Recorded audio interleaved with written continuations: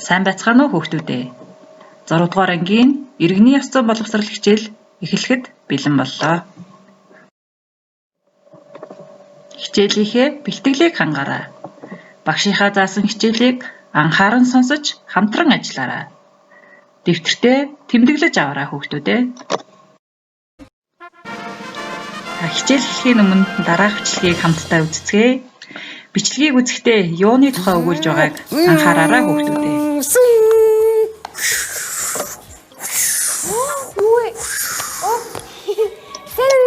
Сайн уу? Хөөе, шүтэрхий. Чи юу хийж байгаа? Би юу? Хичээлээ хийж нөө. Шүтэрхий. Гаш тоглоё л доо. Би ганцаараа өөдөд байна шүү дээ. Тоглохоо. Би хичээлээ хийж дуусгачаа тоглоно. Тэгвэл болохгүй. Би өөдөд байна шүү дээ. Гаш тоглоё л доо. Тоглоё л доо шүтэрхий. Би өөдөд байна шүү дээ. Ой. За тэгүүлээ штэ тий. За. Би хичээлээ урдыг хийгээд дуусгаад тий заа юу. Чи харин наана чимээгүй сууж агаарэ. За юу. Хэр утгуу? Энийг дуусгаал болоо. За. Үд байж л хас дөө. За би бас тоглож идөө. Гарч чараа. Огсордлаа. Огсордлаа. Огт хөдлөлөө.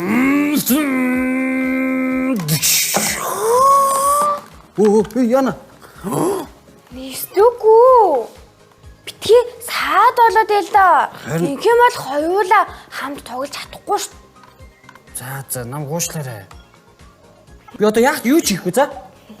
За уужааллоо. За. Чи нана томоотой чимээгүй сууж шүү. За юу надад цаад болохгүй.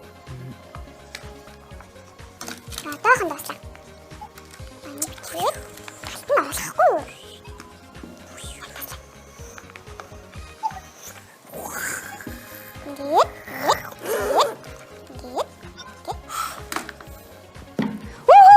Би хичээлээ дууслаа. Шүтэрхэндээ баяр үргэе. Атаас тоглоно нэстэ. За тэгээ би ураагаад өгье. Баярлалаа нэстэгөө. За. Нэг гэж дэвчээ. Гэтэ хоёулаа ямар тоглоом тоглох юм? Ямар тоглоом тоглоё гэж юу? Тийм. Хоёулаа шүү дээ. Хаха яя проподрош тавуулах гой тоглоё. Тэхүү. Тийх ч юм илүү. Тий. Гацаараа тоглоодохор үүдэх юм уу? За тэгээ. Тэгвэл хоёулаа тэр гой дээр чи.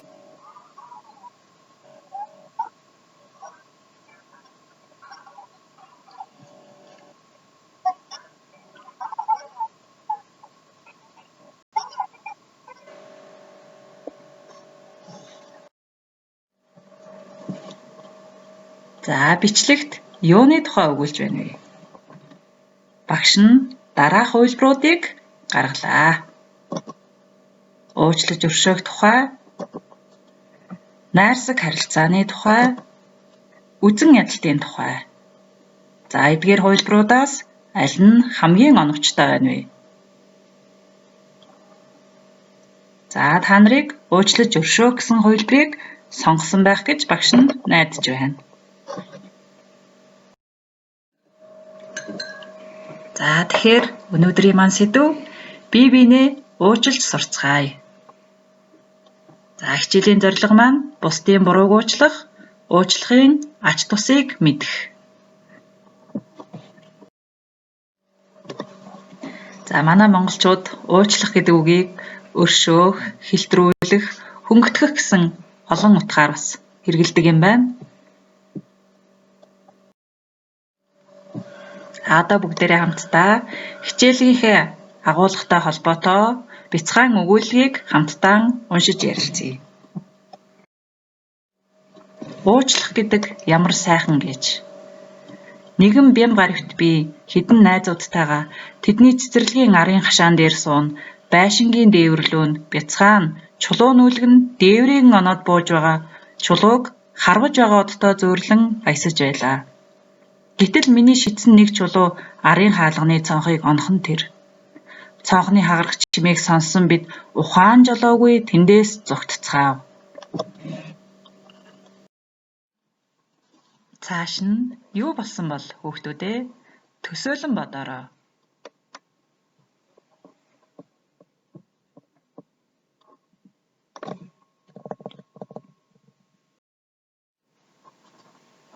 За та нарын маань төсөөлсөн зүйл өгүүллийн гол хэсэгтээ хэрхэн тохирж үг анхааран сонсцоогоорой. За өгүүлгийнхээ гол хэсгийг хамтдаа уншицгаая. Настай эмэгтэй биднийг хараагүй гэдэгт би итгэлтэй байсан ч бүтэн шөнийн турш харсан бол яана гэсэн бодол намайг унтуулсангүй.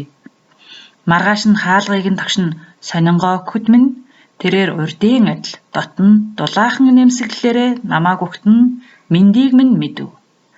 Харин би хийсэн эмээсээ ичин нүүрлүүн ч харж чадахгүй байв. Ингээд би сонин тараасныхаа хөлсийг цуглуулахаар шийдлээ. 3-7 хоногийн дараа яг $7 болов. Нэг цаасан дээр гэрээнд нь нарын цонхыг санаандгүй хагалсныг минь уучлаарай. Энэ тогтуундах мөнгө цонх шилдэхэд хүрэлцэнэ гэж бодож байна. Гэж бяцхан зурвчээд мөнгөний хамт тогтойлн харанхуй болохыг хүлээж байгаад хаалганыхан дэрэгдэхт шуудангийн хайрцагт хийв. Маргааш нь настай эмэгтэйгээс санаа зовх зүйлгүй инээмсэглэн хаалгыг нь тогшив. Тэр урдын атал дотн сайхан инээмсэглэлээрээ угтлаа. Би ч гэсэн айх юмгүй ихцлэн харж инээмсэглэлээ. Сонингоо өгөөд ирэхтэл тэр "Өө бүр мартах шахлаа. Чамд өгөх гэж жигнэмэг бэлдсэн юм" гэд боодолтой юм өглөө. Тэднийхээс гарч байхдаа их л баяртай жигнэмгээ идэж эхэллээ.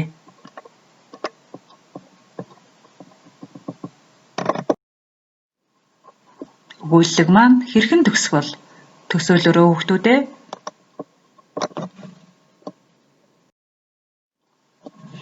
За төгсгөл хэсгээ хамтдаа уншиж өөрсдийнхөө төсөөллийг харьцуулан бодцгоё. Хэдий эзний дараа дахиад нэгийг авах гэтэл нэг дугтуу гарт баригдав. Гаргаж ирнэ яаран задалтал дотор нь $7 хамт "Хүү минь, би чамаар бахархаж байна" гэж бичсэн байлаа.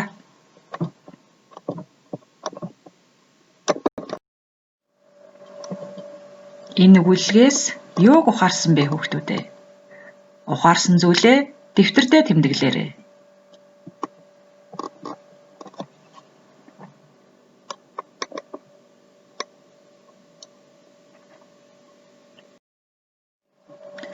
Өгүүллэгээс юуг ухаарснаа дэвтэртээ тэмдэглэсэн гэдэгт багш нь итгэлтэй байна. За багш нь дараах хувилбаруудыг гаргаж хичээлээд өгнө. Өөрийн гэмийг ухаарах хэрэгтэй.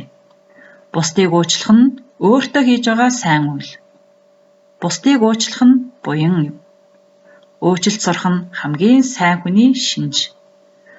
Өш хонзон авахаас өршөөж уучлах нь амархан. За бид бусдыг уучлж чадна гэдэгт багш нь итгэлтэй байна. Гэрийн даалгавраа тэмдэглэж аваарай хүүхдүүдээ. Хэн нэг нь гомдоосон хүнээсээ уучлал гуйсан захидал хичээрээ. Даалгавраа хийгээд багшийнхаа чат руу илгээгээрэй. Уучлал гуйна гэдэг сайн хүний шинж. Уучлж чадна гэдэг агуу хүний шинж гэсэн Далай ламын хэлсэн энэ сайхан сургаал үгээрээ хичээлээ төгсгөе. Хичээлдээ идэвхтэй оролцсон сурагчдаа баярлалаа.